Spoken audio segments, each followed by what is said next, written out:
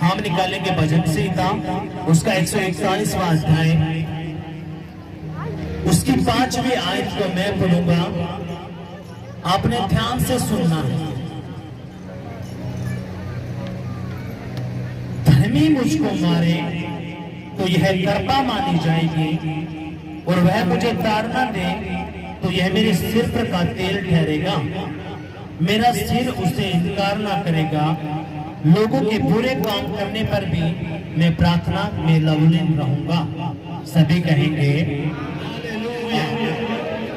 यीशु मसीह की, कहेंगे पवित्र आत्मा जी मैं तैयार हो चुका हूँ तेरे वचन को सुनने के लिए, उसे ग्रहण करने के लिए।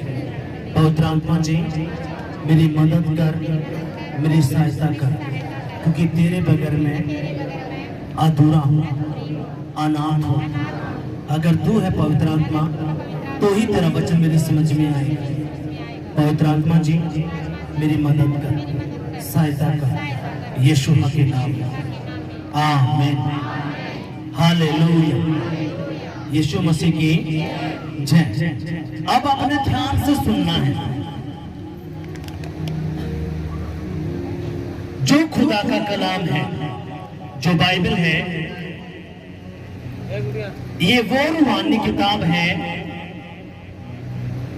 जो आपको बताती है कैसे दुनिया बनी, कैसे पेड़ पौधे बने, नदियां बनी, नहरें बनी, समुद्र बने, इंसान बना, पहाड़ बने। ये जो बाइबल है, जो खुदा का कलाम है, एक ऐसा सच्चा परमेश्वर का वचन है जो शुरुआत से लेके अंत तक आपको बताता है दुनिया के बारे में, कैसे दुनिया बनी और कैसे दुनिया खत्म होगी और कैसे परमेश्वर का राज्य आएगा और मसीह लोग उठा लिए जाएंगे, स्वर्ग के राज्य में वारिस होंगे वो। हालेलुया। यही वो किताब है जो आपको आशीष देती है, बरकत देती है, आपको सच्चाई बयान करती है। जब आप अंधकार में थे, पापों में थे, गुनाहों में थे, जब आप खुदा के पास आते तो यही खुदा का कलाम आपकी बुद्धि को खोलता है, सोचों को खोलता है और आपको बताता है और एक आपको आईना दिखाता है। आपको दूध का दूध और पानी का पानी, ये जिंदा कलाम आपको दिखाता है। हालेलुया। और बाइबल के अंदर एक ऐसी पुस्तक है जो भी जब उसको पढ़ता है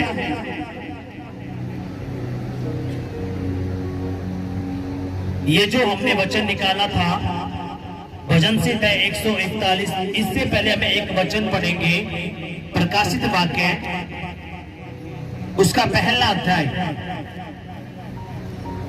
खुदा ने कहा अगर कोई भी जन बाइबल के अंदर प्रकाशित वाक्यों को पढ़ेगा वो धन्य होगा, वो आशीषित होगा।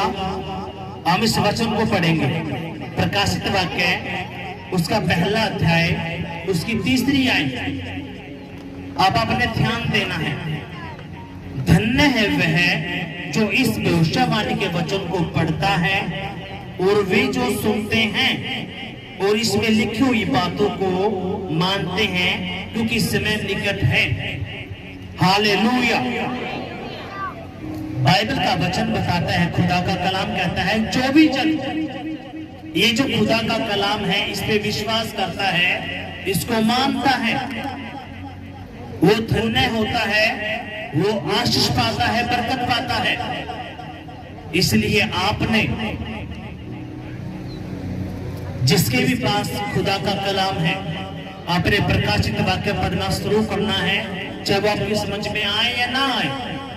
क्योंकि प्रकाशित वाक्य में खुदा ने कैसे इस दुनिया का अंत होगा, कैसे क्या होगा, प्रभु हमें लेने के लिए आएंगे, सारी बातें इसमें लिखी हैं। हालेलुया। अब हम जानते हैं भजन संहिता उसका 141वां अध्याय, उसकी 5वीं आयत हमने पढ़ी। ये जो खुदा का कलाम है हमने पढ़ा, धर्मी मुझको मारे तो यह कृपा मानी जाएगी और वह मुझ पर ताड़ना दे तो यह मेरे सिर पर का तेल ठहरेगा। अब यहाँ पे हम रुकेंगे।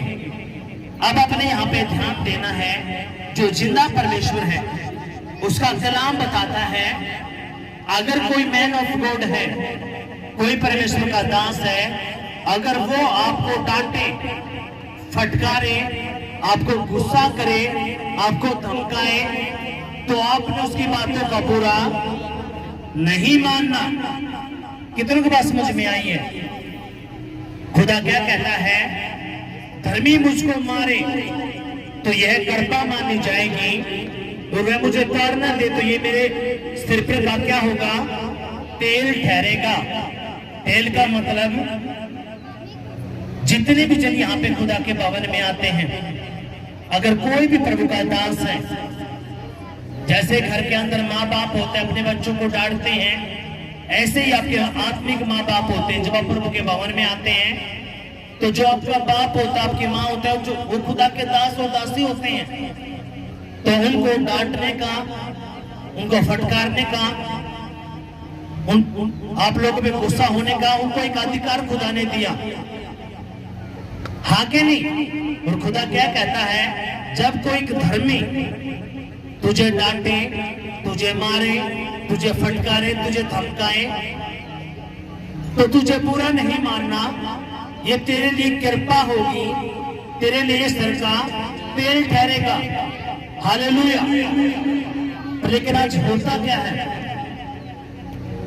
जैसे कोई खुदा का दास अपनी कलीसिया के लोगों के बारे में अपनी कलीसिया को समझाता है, उसको बताता है कि बेटा तूने ये काम नहीं करना, उसको डांट भी देता है, तो शैतान उसके अंदर उनके विचारों में बात करता है, अब परमेश्वर के दास ने तो मुझे डांट दिया, मुझे धमका दिया, इसलिए तू क्या करे, आज के बाद इस भवन में नहीं आना। और वो क्या करते हैं? खुदा के भवन को छोड़ देते हैं। क्यों छोड़ देते हैं? क्योंकि वो उनको पता ही नहीं खुदा के कलाम के बारे में, वो खुदा का वचन जानते ही नहीं, इसलिए वो फंसे हुए हैं, और इसलिए शैतान उनको बेवकूफ बना के रखता है। उनको क्या करके रखता है? बेवकूफ। और वो ठोकर का कारण बनते रहते हैं। इसलिए आपने करना क्या है? आज आपने खुदा का कलाम पढ़ा क्या? अगर धर्मी तुझे डांटे, तुझे मारे, तुझे धमकाए, तुझे फटकारे, तुझ पे गुस्सा करे, तो तूने इसकी बातों का बुरा नहीं मानना, क्योंकि ये तेरे लिए कृपा होगी, तेरे लिए आशीष का कारण होगा। हालेलुया। कितनों के बात समझ में आई? अगर आई है तो जोरदार तालियां बजाएंगे। अगर खुदा का दास आपको डांटता है, फटकारता है, आपके मम्मी पापा होंगे, आपके माँ बाप, जब आप गलतियां करते हैं तो आपको डांटते हैं, डांटते कि नहीं डांटते? बोलो, डांटते कि नहीं डांटते? तो फिर आप क्या घर को छोड़ देते हो? आपके माँ बाप जब आपको डांटते हैं, आप घर को छोड़ जाते हो? आप घर को छोड़ जाते हो? बोलो, आप घर में ही रहते हो ना? ऐसे ही आपने समझना इन बातों को, क्योंकि जो खुदा का दास होगा, जब आपको कुछ बताएगा, आपकी कमी उजागर करेगा, वो क्यों करेगा? ताकि आपको खुदा के वचन के बारे में अच्छे से बता पाए, और आपके घर में, परिवार में, आपके बच्चों में आशीष आ पाए। हालेलुया। आपके पड़ोसी, आपके रिश्तेदार कद विश्वास करते हैं यीशु मसीह पे। जब आपके घर में आशीष होगी, बरकत होगी, आपके घर में सुख शांति होगी, तभी तो आपका पड़ोसी आपको देख के हैरान होगा। अगर आपके घर में ही लड़ाई है, झगड़ा है, तंगी है, परेशानी है, गरीबी है, कर्जा है, तो आपके पड़ोसी, आपके रिश्तेदार खुदा पे विश्वास कर लेंगे? बताओ, आप जहां से आते हो आपके पड़ोसी होंगे। जब आप खुदा के भवन में आते हैं तो आपके पड़ोसी ने सब कुछ, सबके पड़ोसी में अपने पड़ोसी के बारे में सब कुछ पता होता है। होता कि नहीं होता? जिस पड़ोस में लड़ाई झगड़ा होता है उसको पता होता है। लेकिन जैसे आप खुदा के भवन में आते हो तो खुदा आपके घर में काम करना शुरू करता है। आपके घर से लड़ाई झगड़ा, बीमारी, कर्जे, अशुद्ध आत्माओं के अटैक दूर होते हैं, और आपके पड़ोसी के साथ खड़े हो जाते हैं कि ये ऐसा कहां पे जाने लगा, ऐसे ये क्या करने लगा, क्योंकि इनके घर में रोज लड़ाइयां होती थी, इसका पति दारू पी के आता था, इसके बच्चे नशे करते थे। अब पर ऐसा क्या हो गया कि इनके घर में सुख शांति आ गई? तो वो पड़ोसी क्या करेंगे? आपके पास आना शुरू करते हैं, है कि नहीं? और खुदा के बारे में जब आप उनको बताते हैं तो उनका विश्वास बढ़ता है।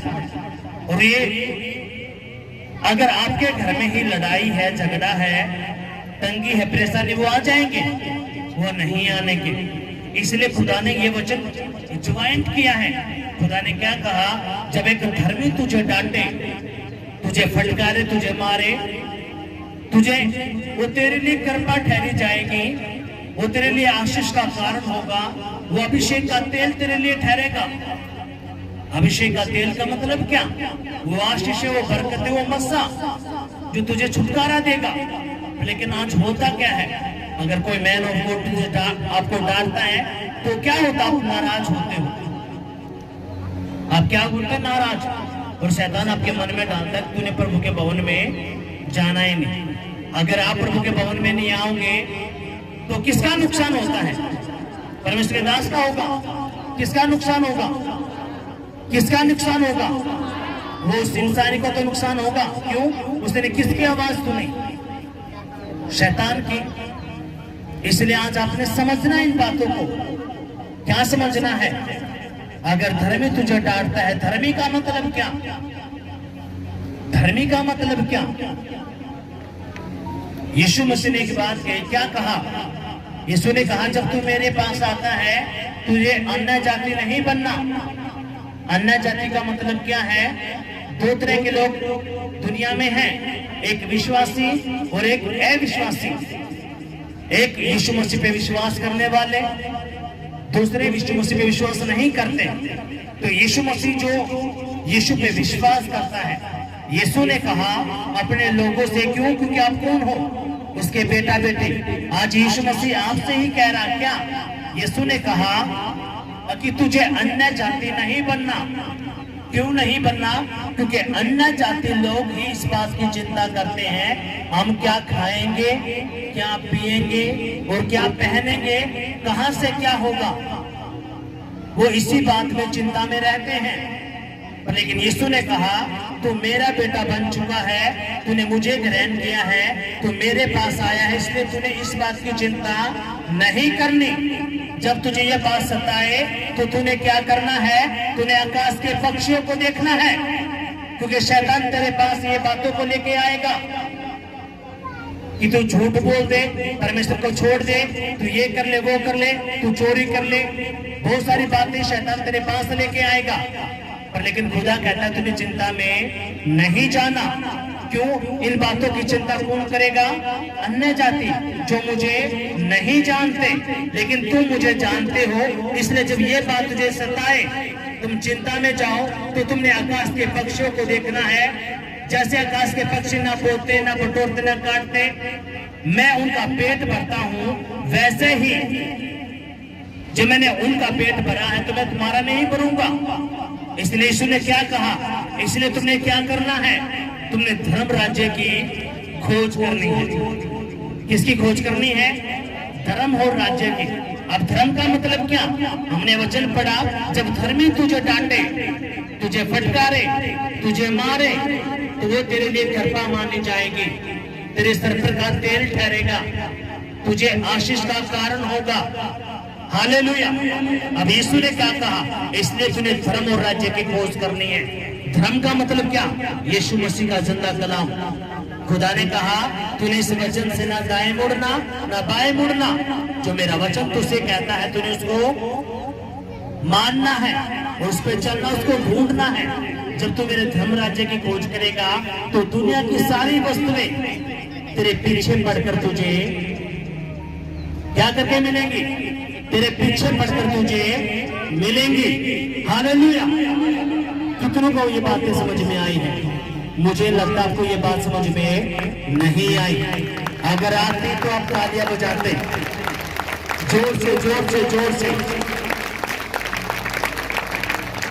जिस परमेश्वर के पास आप आए हो, यहाँ पे गवाही हमने सुनी, बच्चा दाने में रसोली, डॉक्टर ने कहा कैंसर की शिकायत होगी, टीबी की शिकायत होगी, पीरियड में समस्या।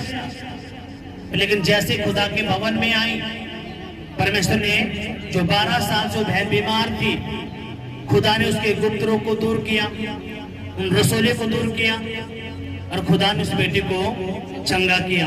आपने यहाँ पे गवाही सुनी, घर में लड़ाई झगड़ा, वो बहन इतनी परेशान हो चुकी थी कि रेल के नीचे कटने के लिए जा रही थी, लेकिन एक प्रार्थना ने, अगर वो बहन उसको नहीं बताती तो क्या होता।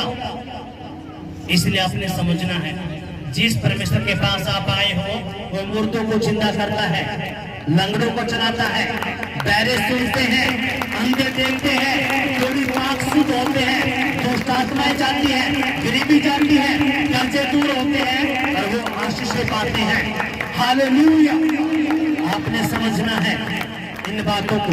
जो परमेश्वर मुर्दों को जिंदा कर सकता है, आपकी गरीबी को दूर नहीं कर सकता, आपके कर्जों को दूर नहीं कर सकता, आपके बच्चों को नहीं बचा सकता। बोलो, लेकिन कमी कहां पे है? आप उसके बच्चों को नहीं समझ पाए।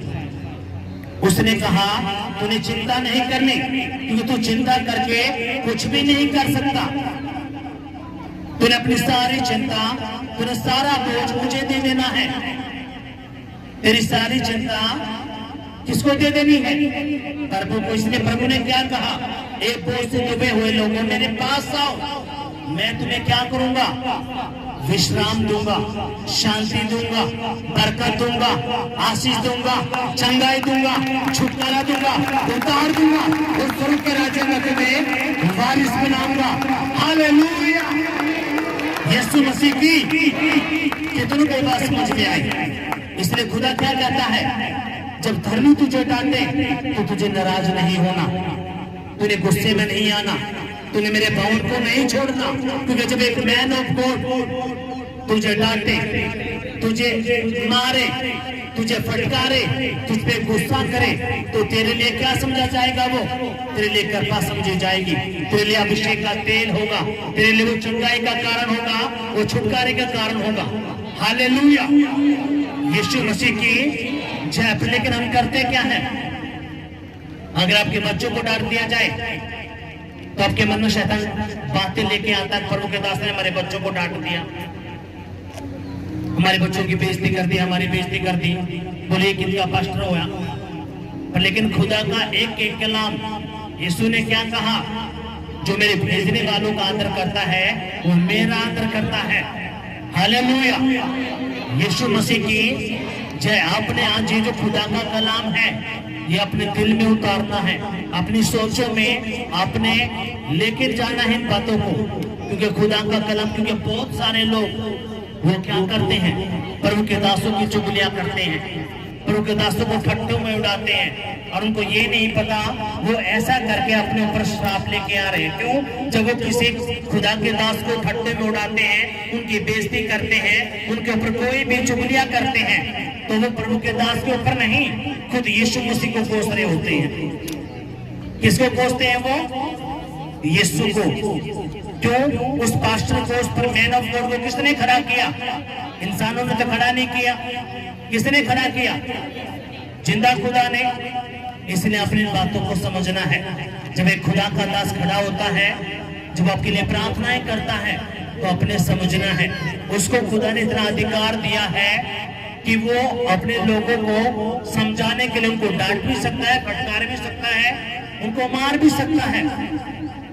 लेकिन खुदा क्या कहता है? तूने जब ये बात तेरे साथ हो तो तूने बुरा नहीं मानना, तूने चुपचाप उन बातों को सह लेना है। क्यों? क्योंकि ये तेरे लिए आशीष का कारण होंगी, तेरे छुटकारे का कारण होंगी।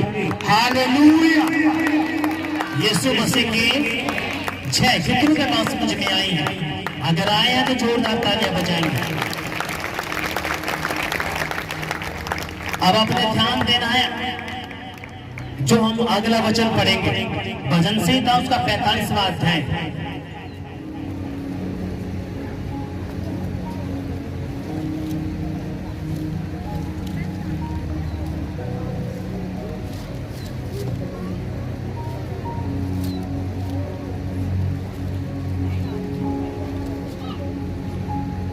खुदा क्या कहता है? भजन सीधा उसका 45वां आता है, उसकी 7वीं आयत को मैं पढ़ूंगा, अपने ध्यान देना है इस वचन की तरफ। तूने धर्म से प्रीति और दुष्टता से पैर रखा है, इस कारण परमेश्वर ने, हाँ तेरे परमेश्वर ने तुझको तेरे साथियों से अधिक हर्ष के तेल से अभिषेक किया है। सभी कहेंगे आमेन, हालेलुया। अब खुदा क्या कहता है यहाँ पे? खुदा ने कहा तूने धर्म से प्रीति रखी है। खुदा कहता है तूने धर्म से प्रीति रखी है। धर्म का मतलब क्या? जिंदा खुदा का वचन। प्रभु ने कहा तूने जो मेरे वचन से प्रेम किया है, तूने जो मेरे वचन को माना है और तूने दुष्टता से पैर की है, यानी कि तूने गंदों कामों से नफरत की है, इसलिए तेरे परमेश्वर ने, हाँ तेरे परमेश्वर ने तेरे साथियों से, तेरे रिश्तेदारों से, तेरे पड़ोसियों से बढ़कर तुझे आशीष दी है। हालेलुया। अब ये जो खुदा का कलाम है क्या कहता है? खुदा कहता है तूने जो धर्म से प्यार किया है। धर्म का मतलब क्या? जिंदा खुदा का कलाम, जो जिंदा खुदा का जो वचन है। जब आप उससे प्यार करते हो, यीशु ने कहा जो मुझसे प्यार करता है वो क्या होगा? उसके अंदर ये चिन्ह होगा कि वो मेरी बातों को मानेगा। क्या करेगा वो मेरी बातों को मानेगा। अगर वो मेरी बातों को नहीं मानता तो वो मुझसे प्यार नहीं करता। जो मुझसे प्यार करता वो क्या करेगा? मेरी बातों को मानेगा, यानी कि वो मेरे वचन को मानेगा और मेरे वचन पे चलेगा। हालेलुया। इसलिए वचन क्या कहता है? तूने जो धर्म से प्यार किया है। धर्म का मतलब है तूने जो मेरे वचन से प्यार किया है और दुष्टता से बैर किया है। दुष्टता का मतलब तूने झूठ से नफरत की, चोरी से नफरत की, गाली से नफरत की, तूने ठट्टों से नफरत की, चुगली से नफरत की, नशे से नफरत करी। तूने हर उस गंदे काम से नफरत की जिसे तेरा परमेश्वर नफरत करता है। और तूने धर्म से प्यार किया। धर्म से प्यार करने का मतलब क्या? यानी कि तूने परमेश्वर के वचन से प्यार किया। आपने झूठ छोड़ दिया, गाली छोड़ दी, नशे छोड़ दिए, व्यभिचार छोड़ दिया, चुगली करनी छोड़ दी। तो खुदा क्या कहता है? तूने जो मेरे धर्म से प्यार किया है, मेरे वचन से प्यार किया है और दुष्टता से प्यार की है, इसलिए तेरा परमेश्वर यहोवा क्या करेगा? तेरे पड़ोसियों से, तेरे रिश्तेदारों से, तेरे दोस्त से, तेरे भाइयों से तुझे बढ़ाकर ऊंचा पे ऊंचा लेके जाएगा और तुझे आशीष दे देगा। और वो तेरे लिए क्या ठहरेगा? वो तेरे लिए अभिषेक का तेल ठहरेगा। हालेलुया। यीशु मसीह की जय। आज दुनिया में कितने लोग हैं? मसीहों में भी दो तरह की कैटेगरी पाई जाती है। विश्वासियों में भी कितने तरह के लोग होते हैं? दो तरह के विश्वासी होते हैं। एक विश्वासी असली वाला होता है और एक विश्वासी होता है नकली वाला। नकली वाला विश्वासी क्या करेगा? वो झूठ भी बोल देगा, गाली भी बक देगा, चोरी भी कर लेगा, फट्टा भी कर लेगा, प्रसाद भी खा लेगा, सारे एंड बैंड काम कर लेगा और ऊपर से हालेलुया भी बोलेगा। वो कहेगा मैं तो यीशु मसीह का पक्का चेला हूं। लेकिन जो एक असली मसीह है, परमेश्वर उन्हीं लोगों को ये बात बोलता है जो उसका असली बेटा है। असली बेटे का मतलब क्या? यीशु ने कहा तूने जो धर्म से प्यार किया है। धर्म का मतलब प्रभु का वचन। तूने जो मेरे वचन से प्यार किया है। वचन का मतलब अब वो झूठ नहीं बोलेगा। प्यार का मतलब क्या है? यानी कि जैसे वो प्रभु के भवन में आया, उसने वचन सुना और वचन पे वो खड़ा हुआ। अब आप यहाँ पे हैं क्या? दो तरह के मसीह हैं। और यीशु मसीह ने जो मत्ती की पुस्तक है, जो मत्ती की अंजील है, उसका जो 25वां अध्याय है, उसमें यीशु मसीह ने साफ यहाँ पे कहा। यीशु ने क्या कहा? 10 कुंवारियां हैं, उसमें से जो 5 मूर्ख हैं और 5 समझदार हैं। 5 मूर्ख और 5 समझदार का मतलब क्या है?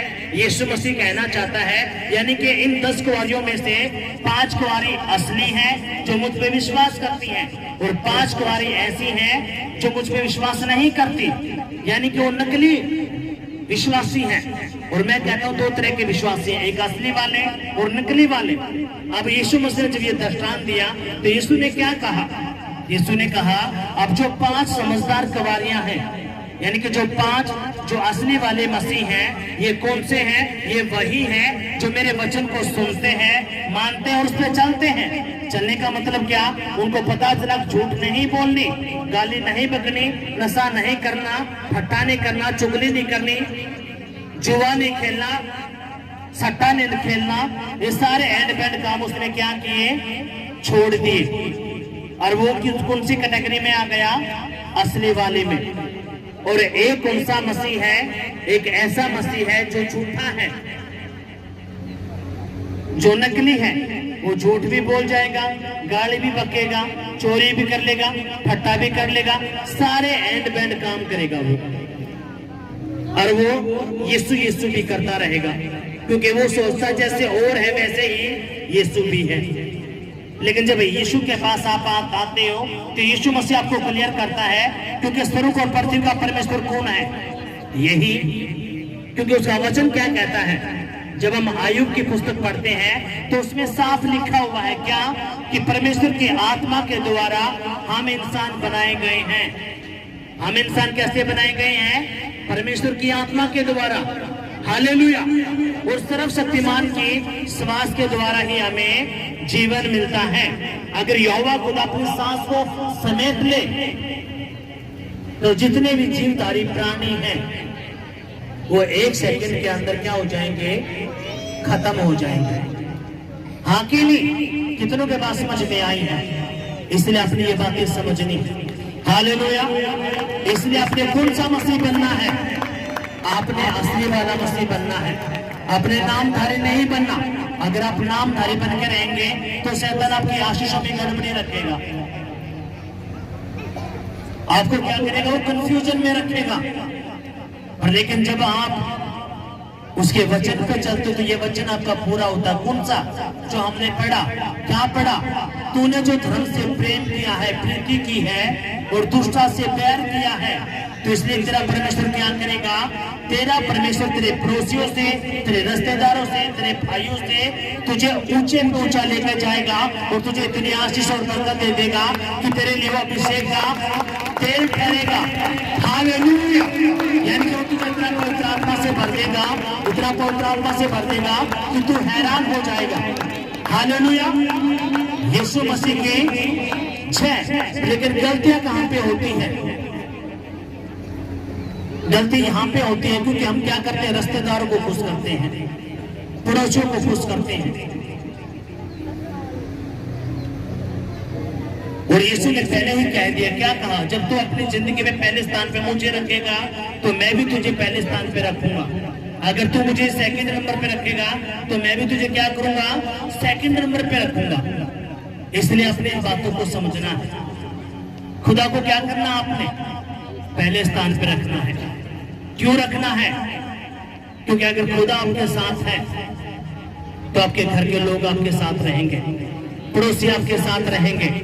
कैसे रहेंगे? अब हम चलेंगे नीति वचन, उसका 3रा अध्याय हम निकालेंगे। आपने ध्यान देना इस वचन की तरफ।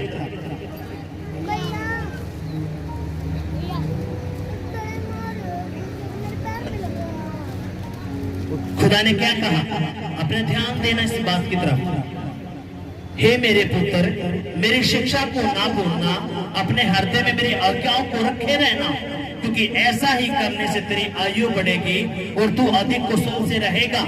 अभी यहाँ पे खुदा ने बिल्कुल अलग तरह से बता दिया। खुदा ने क्या कहा? हे मेरे बेटे, मेरी बेटी, मेरा वचन तूने क्या करना है? ध्यान से सुनना है, समझना है और अपने दिल में, अपनी बुद्धि में उसको रखना है। क्योंकि जब तू मेरे वचन को ध्यान से सुनेगा, समझेगा और अपनी बुद्धि में रखेगा और अपने हृदय में रखेगा तो तू अपनी जिंदगी में कुशल से रहने पाएगा। कुशल से रहने का मतलब क्या है? खुदा कहता है तू अपने घर में सुख शांति से रहेगा, तेरा परिवार ठीक रहेगा, तेरे काम धंधे ठीक रहेंगे। हालेलुया। लेकिन हम करते क्या है? करते क्या है? हम खुदा के वचन को ही ध्यान से नहीं सुनते। आपको पिछले हफ्ते बताया गया कि खुदा ने एक शब्द दिया। क्या कहा? खुदा ने कहा कि अपने लोगों को कहना कि अपने घरों की फोटो खींच के लेके आएंगे और एक पेज पे क्या करेंगे? वो शांति का घर लेके आएंगे। कितने लोग लेके आए हैं? हाथ उठाने के बाद अभी भी बहुत सारे लोग रुके हुए हैं। क्या उनको पता नहीं था? क्यों? क्योंकि जब तक आप खुदा के वचन का, खुदा के जो दास जो बोलते हैं, उनकी बातों की आप कदर नहीं करते तो आप ऐसे ही चलते रहते हो। इसलिए आपने समझना इन बातों को। आपको एक हफ्ते पहले ही बताया गया। क्या बताया गया? कि आपने क्या करना, अपने घर की फोटो खींचनी है। दूसरा, आपने एक पेज लेना है और उस पर लिखना है शांति का घर। आप सभी चाहते हो मेरे घर में सुख शांति आ जाए, मेरे बच्चों का नशा चला जाए, मेरे घर में बरकत आशीष आ जाए। लेकिन जब तक आप इन बातों को ही नहीं मानोगे तो कैसे काम चलेगा? बताओ। एक हफ्ते पहले बताया गया, लेकिन आधे लोग लेके आए हैं और आधे लोग नहीं लेके आए। इसका मतलब क्या है? अब जो आधे लोग नहीं लेके आए वो ऐसे ही लेके चले हुए हैं। क्यों? उनको पता ही नहीं खुदा के काम करने का तरीका। वो सबसे फिर ज्यादा बड़े क्वेश्चन होने के होंगे। इसलिए आपने समझना है, खुदा ने कहा क्या? खुदा ने कहा, हे मेरे पुत्र, मेरी शिक्षाओं को ना भूलना, अपने हृदय में मेरी आज्ञाओं को रखे रहना, क्योंकि ऐसा करने से तेरी आयु बढ़ेगी और तू अधिक कुशल से रहेगा। कर्ता और सच्चाई तुझसे अलग ना होने पाए, वरन उनको अपने गले का हार बनाना और अपने हृदय पट्टियों पर लिखना, तो तू परमेश्वर और मुझसे दोनों का अनुग्रह पाएगा और तू बुद्धिमान हो जाएगा। हालेलुया। कितनों के बात समझ में आई? खुदा ने कहा तुझ पे क्या होगा? तुझ पे मनुष्य का अनुग्रह और परमेश्वर का अनुग्रह आएगा। जब मनुष्य का अनुग्रह आता तो क्या होता है? जब खुदा का अनुग्रह आपके ऊपर आएगा तो जो आपके दुश्मन भी हैं वो भी आपके लिए काम करना शुरू कर देंगे। पता है आपको? जब खुदा का अनुग्रह आपके ऊपर आता है, जो आपके दुश्मन हैं, जिनको आप जानते भी नहीं, वो भी भाज भाज के आपका काम करेंगे। क्या करेंगे? वो भाग भाग के आपका काम करेंगे। क्यों?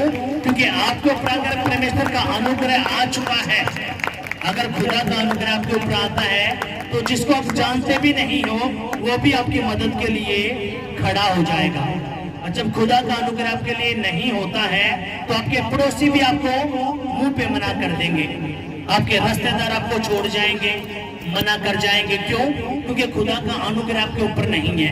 लेकिन जब खुदा का अनुग्रह आपके ऊपर होता है तो प्रभु क्या करता है? क्योंकि सबके मन किसकी मुट्ठी में है? जिंदा खुदा के में। किसकी मुट्ठी में? जिंदा खुदा की। और जब खुदा का अनुग्रह आपके ऊपर होता है तो परमेश्वर आपके दुश्मनों को, आपके रिश्तेदारों को, आपके पड़ोसियों को आपके लिए खड़ा कर देता है। किस लिए? मदद के लिए। हालेलुया। और नहीं तो जब खुदा का अनुग्रह नहीं होता, आपका कितना ही पक्का फ्रेंड क्यों ना हो, आपका कितना ही पक्का दोस्त क्यों ना हो, आपके पड़ोसी क्यों ना हो, आपको ठीक टाइम पे आपको छोड़ के वो चले जाएंगे और आपके विश्वास को क्या करेंगे? घात कर देंगे।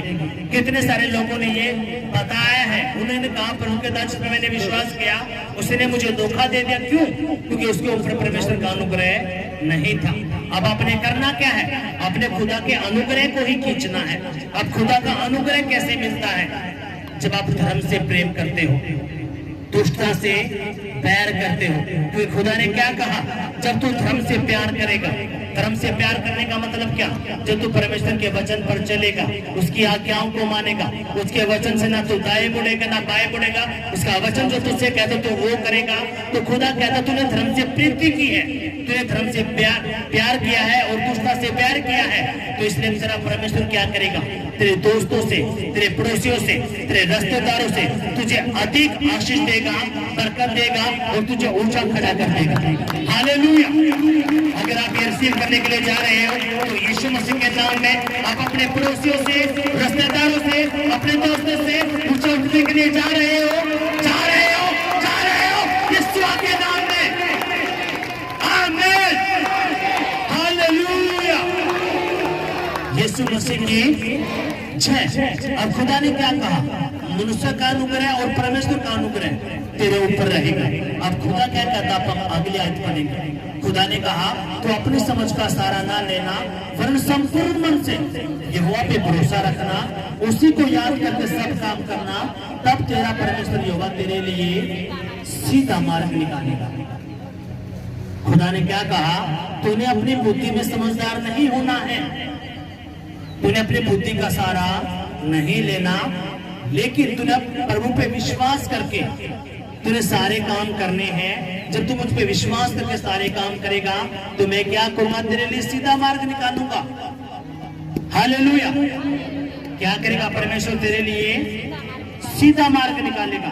और खुदा क्या कहता है, जब तू ये करता है, लेकिन हम करते क्या है, हम अपनी बुद्धि का ही सहारा लेते हैं। हम अपने आप को इतना बुद्धिमान समझते हैं कि परमेश्वर को ही फेल कर देते हैं। और जब हम परमेश्वर को फेल करते हैं तो हम क्या करते हैं, असफलता में जाते हैं। लेकिन खुदा क्या कहता है, बेटा तूने अपनी बुद्धि का सहारा नहीं लेना। लेकिन वो कब नहीं लेता, जब उसका पूरा विश्वास परमेश्वर पे आ जाता है, फिर वो भाई बहन क्या करता है, अपनी बुद्धि का सहारा नहीं लेता। फिर उसका पहला भरोसा कौन होता है, सच्चा परमेश्वर। वो किस पे भरोसा करता है, परमेश्वर के ऊपर। तो आज आपने करना क्या है, अपने सच्चे परमेश्वर पे विश्वास करना है, भरोसा करना है, और उसको याद करके ही आपने काम करना है। जब आप कोई भी काम करते हो, अगर आपने खुदा उसमें बीच में नहीं लिया तो आप कभी भी उस काम में सफल नहीं हो सकते। लेकिन जब आप काम करते हो, परमेश्वर को बीच में रखते हो, तो खुदा क्या करता, आपको फंसने नहीं देता। परमेश्वर क्या करेगा, आपको फंसने नहीं देगा। आपको लगेगा ये काम ठीक है मेरे लिए, पर लेकिन जब आप उस काम में कहते हो, प्रभु यीशु मसीह में ये काम करना चाहता हूँ, पर लेकिन खुदा मुझे नहीं पता, तो मेरी मदद सहायता कर। अगर तेरी ओर से ये काम है तो ठीक है, अगर तेरी ओर से काम नहीं तो प्रभु ये रुक जाए। तो खुदा क्या करता है, उस काम के ऊपर अपना नियंत्रण लेता है। अगर वो काम आपके लिए ठीक है तो खुदा करता है, अगर नहीं है तो उसको रोक देता है। आपको थोड़ी देर के लिए रहेगा कि मेरा काम नहीं बना, लेकिन आगे जाके आपको पता चलता है ठीक हो गया, काम नहीं हुआ, क्योंकि आपको आगे जाके बहुत के ऊपर आपको नुकसान उठाना पड़ता। हालेलुया। कितने को ये बात समझ में आई है? अगर आई है तो जोरदार तालियां बजाएंगे। अब खुदा क्या कहता है, जब तू अपनी बुद्धि का सहारा नहीं लेता, और जब तू संपूर्ण मन से मुझ पे विश्वास करता है, और जब तू काम करता है, तो मैं क्या करूंगा, तेरे लिए सीधा मार्ग निकालूंगा। सीधा मार्ग का मतलब क्या है, तेरे लिए बढ़िया मार्ग निकालूंगा, तेरे लिए उत्तम मार्ग निकालूंगा। तेरे लिए मैं फिर तुझे फंसने नहीं दूंगा। तेरे आगे से मैं सारे कांटों को जो शैतान ने अड़चने पैदा की है, मैं उसको उखाड़ दूंगा, और तेरे लिए सीधा मार्ग बना के मैं खड़ा कर दूंगा। हालेलुया।